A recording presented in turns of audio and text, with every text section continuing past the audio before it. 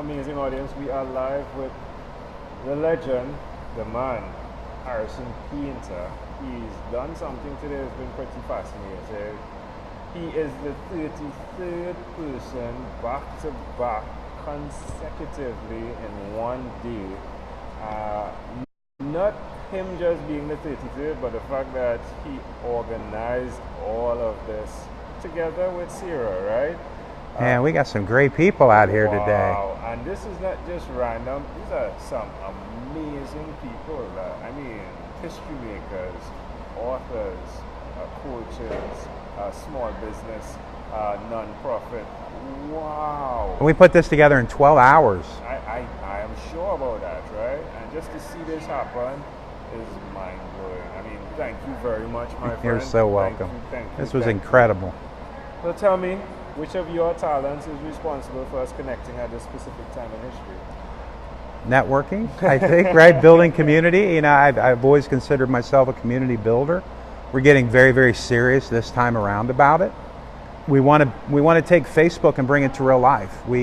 Social media is the reason why I've had a career.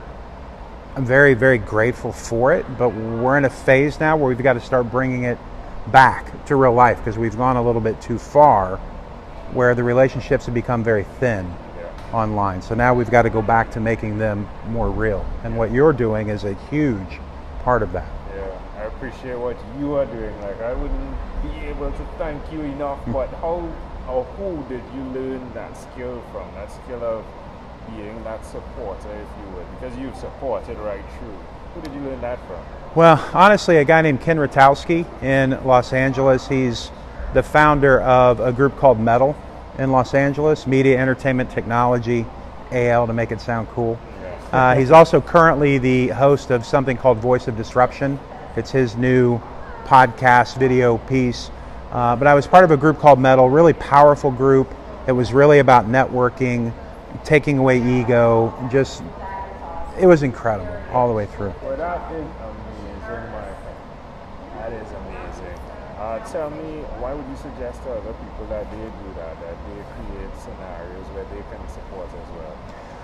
Well, if you truly want, whether it's changing the world, right, it takes people to do that. Not one person can do it. You've got to build a community around you. If you want to build a successful business, well, you can't pay yourself, right? So you need a network around you to do that. What is it? I forget who made the comment, but your net worth is your network. Yes, your network is a sum total of your network. And it's the truth. And I can tell you as an entrepreneur, a lot of entrepreneurs are very lonely because it is a lot of hustle, a lot of hard work, a lot of long hours that a lot of people aren't willing to do. But once you start understanding that you do need balance in your life, that you do need real relationships, life becomes a lot richer. Yeah, it does. I've had that similar experience, and just having these conversations and expanding my network, not just financially, but from a mental, spiritual, career, physical, all the way through, financial, family, that has grown as well. Incredible. In a fanatical way. Yeah? What's one other thing you've done consistently over the last 3 years? 3 years. Well, working towards this concept of Amplify Hope that we've been putting together. So we've created a training program, an incubator for nonprofits and purpose-driven entrepreneurs. Yeah, I'm excited for that. It's incredible. Yeah, explain it, please. So we've got together our first cohort, our beta group, if you will. 52, we're training them in marketing, we're training them in board development, sustainability, compliance, all those different things. We're helping them to think more like a tech startup and less like a nonprofit. Because the issue is most of these nonprofits function in a broke capacity. They're always begging for money. Instead of figuring out a way, how can we create some sustainability so when the donations go down, we're still okay. We're still able to help other people. That's what we're putting in our nonprofits. That's amazing. How does it make you feel to know that? And all of the struggles, right, sums up where you are today, right? Having those struggles has created you an opportunity to have an advantage point to help others, right? I love it. How does that make you feel, though, knowing that you went through all of that pain, right, to be here to help others? Well, I have a small story behind it, and let me share this. Sure. I got to share this with everybody real quick. So, I built 2 marketing companies in the past. Both have been acquired. This time around, I wanted to do something very different. And the nonprofit piece was something that really wasn't on my radar initially. But I reconnected with a previous interviewer, Josh Bach. And he introduced me to something called the Hope Center Indy. And the Hope Center is the largest facility in the United States that has an aftercare program for women rescued from sex and human trafficking. The statistic that stood out in my mind that changed my life forever was 6,000. The average number of times a woman has been violated, raped, in her lifetime by the time she's rescued, 6,000. No matter how bad a day you're having, I can look at a number like 6,000 and realize nothing I'm going through is that bad. Right? But as a marketing professional, I can help give those girls a voice, right? So as we're putting all this stuff together, I mean, it was just incredible. I've got to share this with you. Have to find it, though. I wasn't quite ready. But what happened was, going into the nonprofit world, in the past, I've always had a plan. It's always been about building for acquisition. It's always about making a profit. This time around, I didn't have a revenue model. I just knew I wanted to create something that was going to help other people, train them, move them forward. Now, I believe in God, but I hadn't prayed in a very, very long time. So, for whatever reason, I just kind of dropped down and I said, God, I really need a sign. I need to know that I'm doing the right thing because I have no clue what I'm doing. And you know I'm stubborn. Show me a pink elephant. Right. Really, I'm asking God, like, show me a pink, prove something, right? Who am I to do that? So, about 2 weeks after that prayer, I'm driving. I get lost and I stumble. I don't know if you guys can see that or not. Put it closer. I run into this big pink elephant. Wow. So God gave me my sign. So I knew that what Josh and I was doing, and Charles, was we were headed in the right direction. So look, I believe you, because I'll say something as well. I'm in Canada. I'm by a guy who has a YouTube channel. He has us around this lake, and I see a pink elephant. Like, I'm not sure what the chances are. It was a pink elephant, right, Amanda? I saw a pink elephant in Canada. I'm not sure exactly what's the location of where we are because Amanda usually does that. So it's around the lake, right? And I'm there. Where was it? Granby. So around Granby, the lake around Granby, and there was a pink elephant. Never saw one before. I'm just saying, right? Like, that's awesome. My pink was a bit brighter than your pink. Like, my pink was, I know and I remember because I actually did something that I wouldn't say I did on camera now, but I'll tell you after. But yes, there was a pink elephant. That's incredible. That's amazing. It's a game changer. I'm telling you.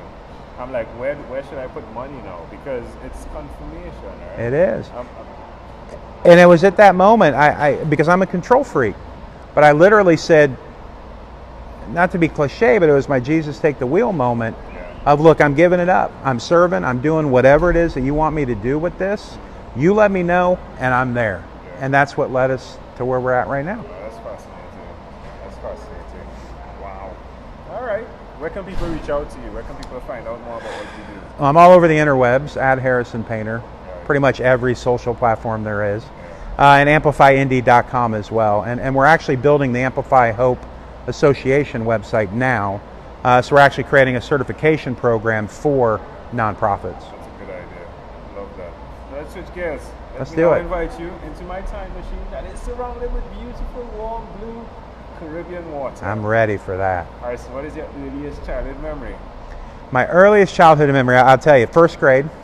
I went to a Christian school. I was always a bit of a rebel. I'll never forget it. It's a different era now than today. But I got in trouble. I got my 3 demerits, and I got locked in a closet in the back for my punishment.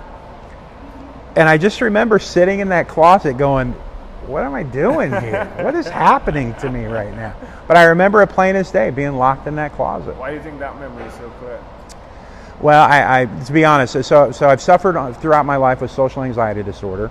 I've never felt like I fit in anywhere. I feel like I can fit in everywhere, but I don't really fit in anywhere. Okay. So I've never really identified with any social group or anything like that. I've always been rebellious against authority. Not to the point of like crime or anything like that, but just I don't like being told what to do. Yeah. And I feel that people are typically, the masses are usually wrong. Like we need to do something different. Yeah. And I think it stuck with me because that was one of my first memories, and it was of being a rebel.